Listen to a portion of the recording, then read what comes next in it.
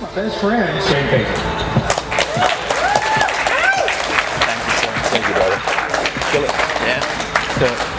What I'm going to talk to you guys about today is how to fight your fears. I run a YouTube channel called Fight Tips. I know a lot of you don't know me. You're probably thinking this is the smallest guy on stage yet. What's this guy going to teach me?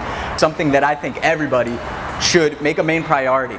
You know, you want to live a healthy lifestyle and awesome, but you know, if someone's trying to take your life, self-defense should be a main priority. I see a lot of people nodding. It should be, and if it's not, I mean, feel free to talk to me afterwards. I will talk your ear off about that and teach you as much as I can.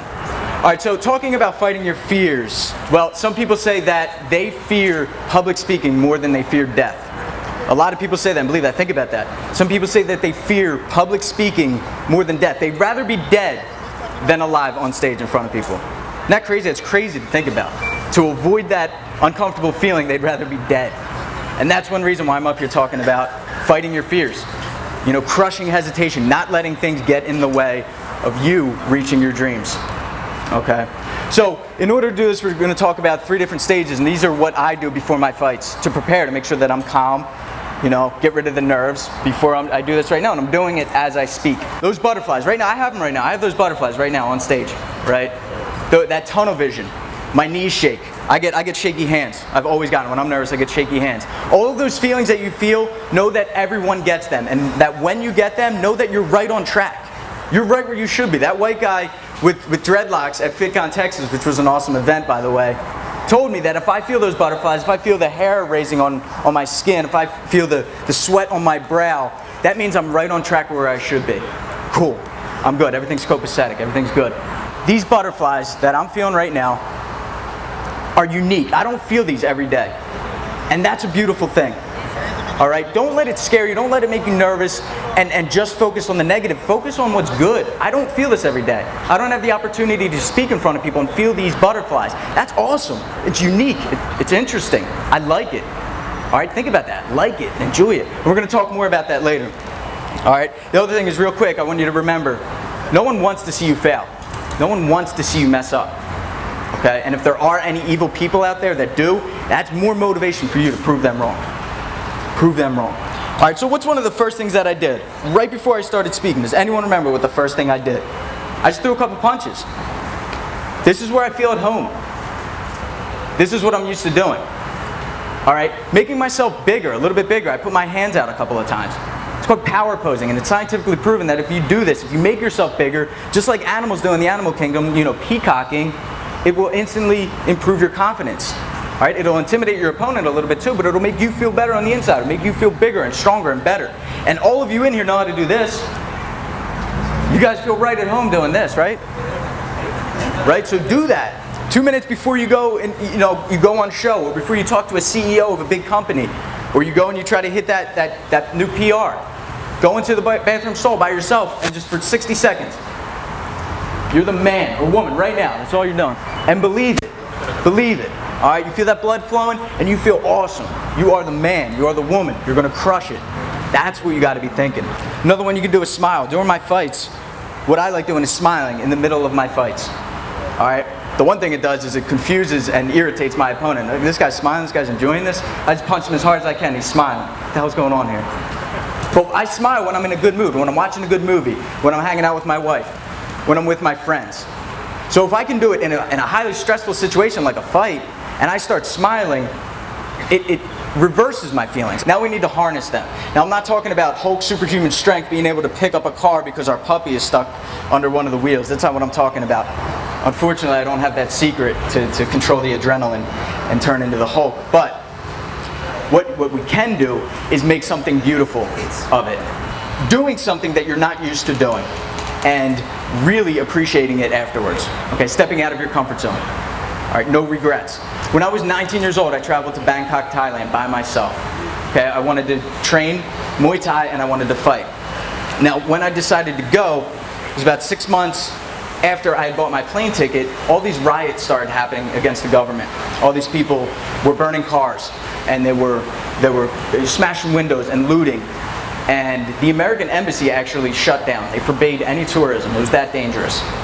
It was the day before I was to leave. So my parents sat me down. I was 19 years old. My parents said, I know this is a dream of yours. I know you've been planning this for a long time. We can't let you go. It's too dangerous. We care about you too much. We can't let you go.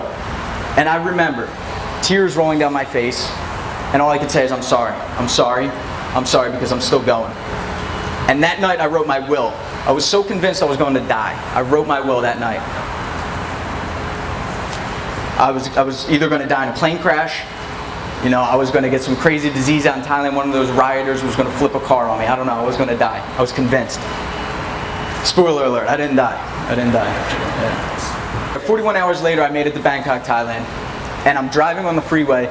And Bangkok it's a beautiful city. It's a huge city. It's like Dallas. Don't think third world. It's big. It's beautiful. And in the skyline of these really tall buildings is just black smoke pouring out. There's just all this black smoke from all the rioters burning tires and cars and everything else. 3 weeks later, I'm training. I'm in the best shape of my life. And we go to watch one of my trainers fight. We go to his fight. We go to support. And a fight promoter comes up to me and he says, I hear you want to fight in Thailand. I was like, yeah, that's why I'm here. I'd love to fight. And he's like, okay, well, you fight him tonight. And he points at some random guy. And I was like, oh, tonight, him? Like, we're going tonight? And my stomach dropped, right? I'm getting them butterflies. I look at my trainer and I'm like, I don't have a mouthpiece, a cup, shorts. I'm not ready for a fight. And he's just smiling, nodding. He's been here time and time again, right? So, an hour later, I'm in the ring. I borrowed someone's cup, I borrowed someone's shorts, and I didn't fight a mouthpiece. I know. Well, I wore the cup on the outside. Didn't wear a mouthpiece. My first international pro Muay Thai fight. All you're wearing is gloves. No shin guards, no headgear, nothing. First round happens. I'm nervous as hell, of course, right? I do okay. Second round happens, I'm doing all right. Third round happens, I'm on fire. I come out, smash him with a leg kick, back him up with a couple punches, hit him with a head kick, and I'm like, all right, this is good. He comes rushing in with punches. I'm like, all right, that's fine. He misses with a punch. I wind up, boom. I'm on my back. He catches me with an elbow right on the teeth, and I'm on my back. And the ref's standing over top of me. 2, 3, 4, and I'm back up. I'm standing up. There's 2 refs in front of me. I'm trying to, look at the one in the middle. I'm like, Jesus, this is it. And I remember exactly what was going through my head. I remember exactly is, I want to go home. I am done. I'm 19. I came out to Thailand. I fought. I've accomplished more than most people have. I don't have to win on top of it. I'm done. Send me home. Next thing I know, I'm walking towards my opponent. I'm throwing punches. He's coming at me. He's throwing kicks. And I'm just trying to protect myself. Just trying to stay alive. I make it to the end of the round. I survived the end of the round.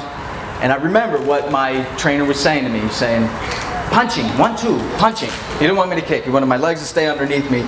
We're not allowed to go down anymore. Keep your hands up, protect yourself, throw punches. And I remember what the blood tasted like in my mouth. I remember random guys in the crowd waving me forward because they had their money on me. They didn't want to lose money. I remember people screaming, punching, 1, 2, punching. So I come out and I did just that with a cross to the body, hook to the head. And he went down and he didn't get back up. I won knockout my first international pro Muay Thai fight. I wanted to give up so bad. I did. I wanted it to be over.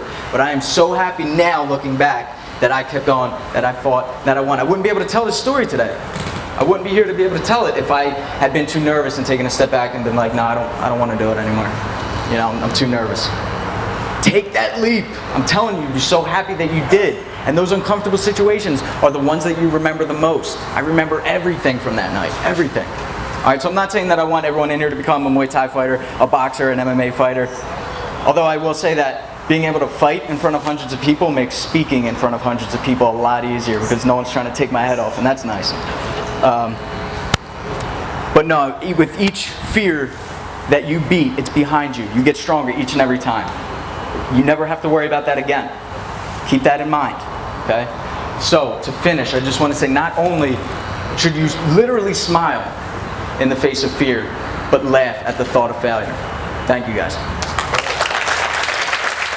Thank you guys so much for watching. I hope you gained something from that speech, even if it was just one sentence that I said that helped you out. Guys, here's a link right here to start training with me online at my Fight Gym. Live seminars, pre-recorded workouts, virtual sparring, martial arts from boxing, Muay Thai, Brazilian Jiu-Jitsu, wrestling, whatever you're looking for, we got it. Start your free 2-week trial today. You will not be disappointed. I promise you. We'll see you there.